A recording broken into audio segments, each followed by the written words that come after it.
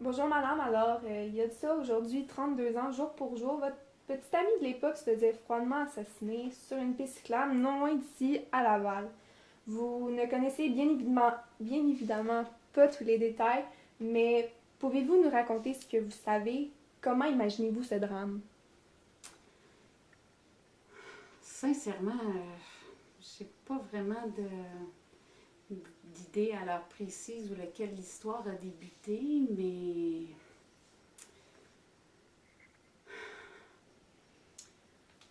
euh, je sais que tout s'est envenimé très rapidement. Il faisait froid. C'était un 23 octobre. J'avais 16 ans. James aussi. Il était allé étudier sur un banc, celui sous le lampadaire de la piste cyclable derrière sa maison. C'était un jeune homme très studieux. D'ailleurs, cette soirée-là, il faisait pas juste froid, c'était nuageux. Tu sais, la température d'une scène typique d'horreur. Eh bien, James était assis là. Il levait les yeux de temps en temps. Il aimait parfois tant la solitude quand on y repense. C'est ce qui le calmait vraiment. Juste respirer l'air frais et être seul. Ouais. Continuez. Oui, À un moment donné, il doit avoir remarqué qu'il n'était plus seul, parce qu'au milieu de la piste, une silhouette se dessinait. Elle ne bougeait pas d'un poil. Il commençait tranquillement à faire plus noir, donc James ne pouvait juste pas voir grand-chose. Alors, que s'est-il passé selon vous? Pensez-vous qu'il l'a interpellé? je ne crois pas. Il n'est pas du genre à s'occuper de ce genre de choses. Ça le gêne pas. Non, mais la personne était robuste et d'aspect roublard, vêtue d'un pantalon et d'une chemise noire, emmitouflée dans un manteau noir également. C'est toujours l'image que je me suis faite de l'assassin. Ensuite, je dirais que James a commencé à se poser plus de questions quand le regard hostile de l'individu s'enfonçait dans ses côtes. Personnellement, moi, je serais partie en courant.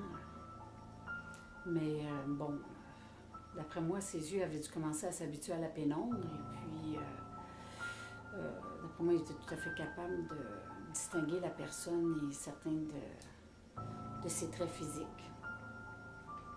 Qu'est-ce qui vous fait dire cela, madame?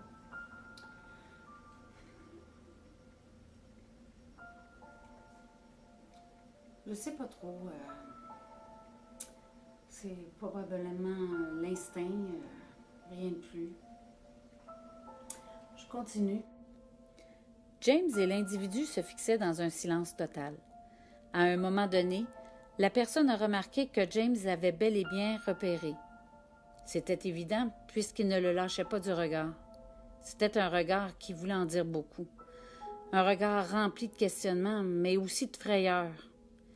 James devait se dire qu'il n'avait rien à craindre et que c'était sans doute quelqu'un d'un peu dérangé qui passait par là, ce soir-là.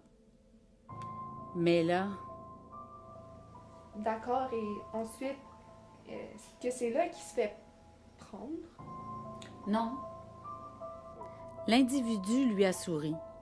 James s'est cramponné au banc, par réflexe, et ses feuilles d'études ont glissé par terre. Son aisance à faire face à cette situation devait tranquillement commencer à, comme on dit en bon français, prendre le bord.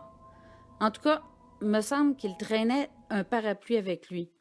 Il pouvait se défendre s'il arrivait quoi que ce soit. Qu'est-ce que vous venez de réaliser? Je me permets de vous poser une question. Avez-vous revu le corps de James depuis le meurtre, comme à ses funérailles par exemple? Des rumeurs disant le contraire ont déjà circulé. la vérité, c'est pas vrai. Euh, je l'ai jamais revu, mais non. Euh, j'ai jamais eu de nouvelles de la belle famille non plus. Euh, Puis, on n'a jamais retrouvé le meurtrier. J'en fais des cauchemars le soir. Pensez-vous que ça pourrait cacher quelque chose, tout ça? Je penserais pas, mais c'est tellement mystérieux tout ça que toutes les hypothèses pourraient être vraies. En tout cas, je termine mon récit. Selon moi, James, toujours vivement cramponné à son siège, s'est fait un plan rapide d'évasion. Il prendrait son parapluie et courrait dans la direction de l'individu pour essayer de l'effrayer, mais aussi pour s'enfuir et atteindre la rue principale. C'est ce qu'il aurait fait, j'en suis certaine. Madame, je veux pas nécessairement changer vos hypothèses, mais et si par hasard, James, en prenant la fuite, aurait accidentellement accroché l'individu? Jamais j'aurais cru dire ça, mais attendez.